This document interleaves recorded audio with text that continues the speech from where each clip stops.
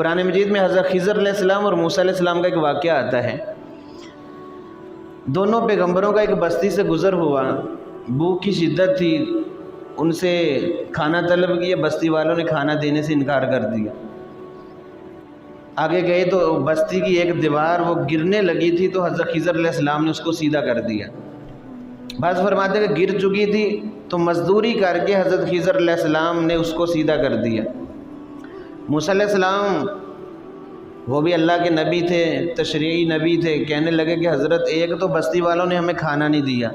دوسرا مفت میں آپ نے ان کی مزدوری کی اور دیوار کھڑی کر دی، مجھے یہ فلسفہ سمجھ نہیں آیا،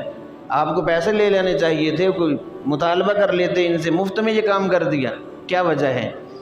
تو خضر علیہ السلام نے جواب دیا وَكَانَ أَبُوهُمَا صَالِحًا،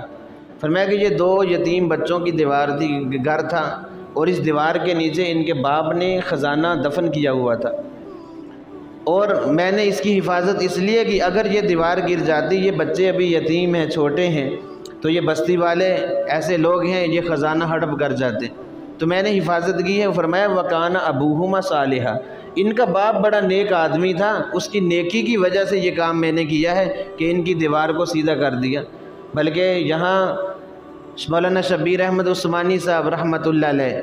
تفسیر عثمانی میں لکھتے ہیں کہ ان کی 7ویں نسل میں کوئی اللہ کا ولی گزرا تھا۔ اب دیکھیں اللہ کا ولی بنی اسرائیل کا، یہ اللہ کا ولی ہے بنی اسرائیل میں، اور اس کی 7ویں نسل کی حفاظت خضر علیہ السلام کر رہے ہیں، بچوں کی حفاظت۔